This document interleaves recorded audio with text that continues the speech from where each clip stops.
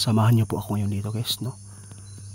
Nag-alas 5 na ng umaga. Bumiyahe po tayo ng 2 oras. May itong area dito, napakarami ng aswang dito guys nakatira. At saka yung may-ari ng lupa dito, kahapon nakasagupa po siya ng aswang babae. Walang damit. Napakaganda po daw guys. Napakaputi, kaya nilapitan niya para tulungan. Kasi binigyan po natin ng mga pangontra yung may-ari na dito. Nanguha siya ng niyog. Nangyari talaga ang hindi niya inaasahan guys, na nakita niya talaga yung babaeng dalaga. Siguro nagkaedad siguro ng 30 years old. Tapos walang saplot, walang suot na damit guys. Doon po niya nahinalaan, na pinaghihinalaan po niya talaga agad nang makita ng babae ang kanyang suot na pangontra. Doon tayo sa unahan guys, doon niya nakita. Sinamahan ko siya kahapon dito nang tayo i-chat niya.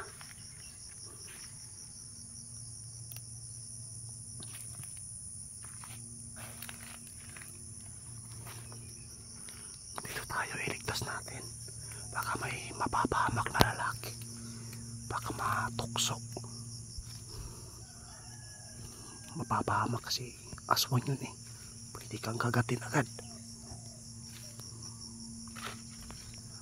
Alas 5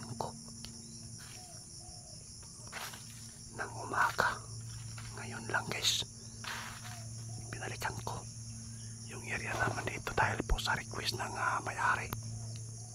Kasi hindi po daw niya nahabol, natakot siya.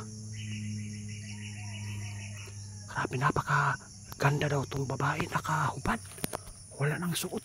Siguro hindi po, siguro niya nasuot guys nung siya po ay sinaniban na ng pagkajablo. Kapag meron tayong makita dito guys na nakahubad, siguro pumikit na lang muna kayo guys ha.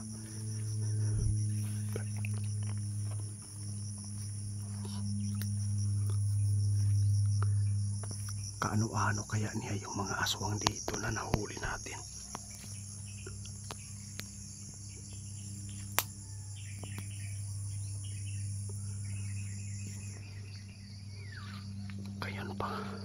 Ngayon lang ako maka-encounter nito ng babae walang suot na damit sa katawan. Grabe daw.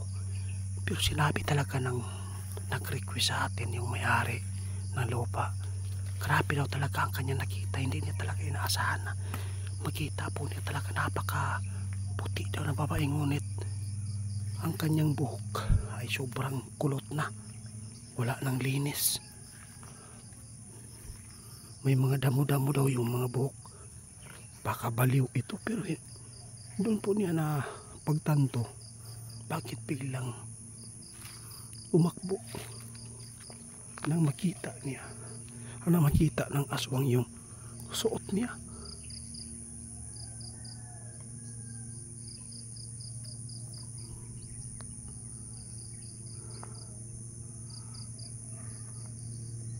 Grabe kababalagan dito eh. Kaano-ano kaya niya yung nahuli natin dito. Ang biyahe natin guys 2 oras, no? Malapit 2 oras.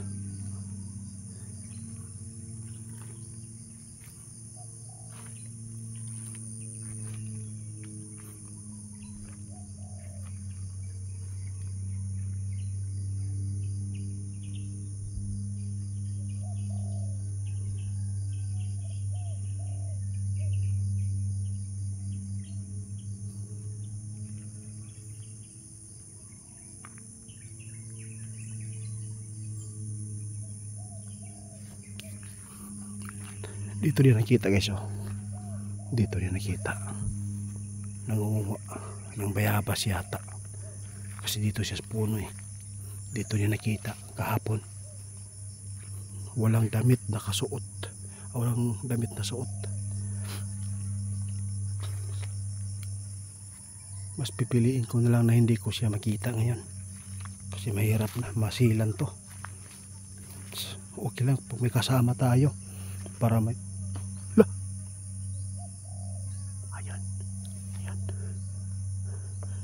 May tumakbo.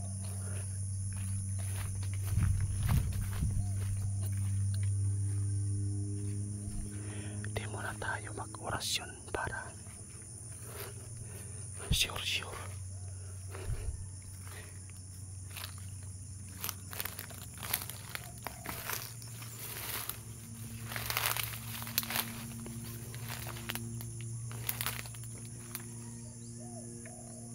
Dito tumakbo. Narinig natin yung boses. Kahit daming lamok.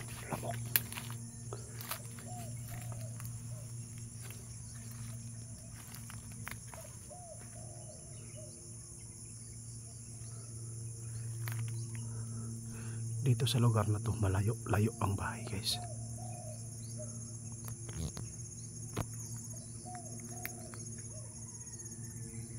Wala man.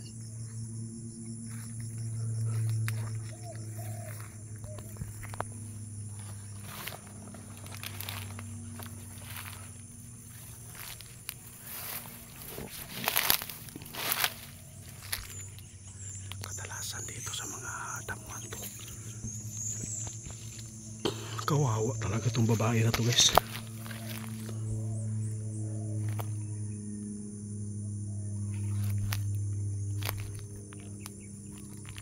Sa tingin ko yan, hindi yan 30, hindi yan 30 years old. Parang matanda lang siya tingnan siguro dahil po sa kanyang kalagayan. Ililigtas po natin, guys. Tulungan natin na maibalik sa normal kung makita natin dito.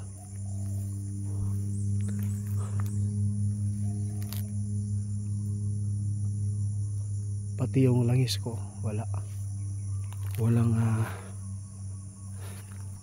sign talaga yung narinig natin. Baka putot na yung ayan.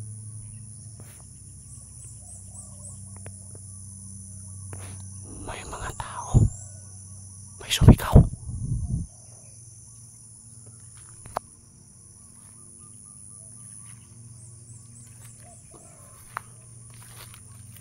May sumigaw, guys.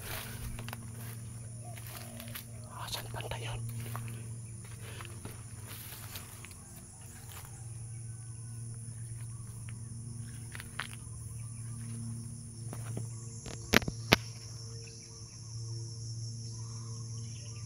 Oh, may sumigaw. Ayan.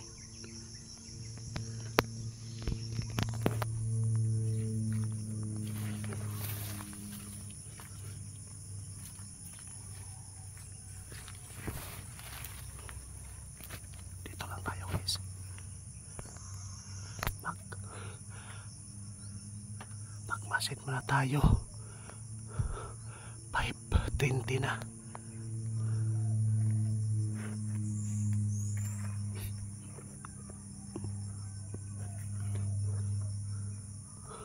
Subukan natin sa baba, guys.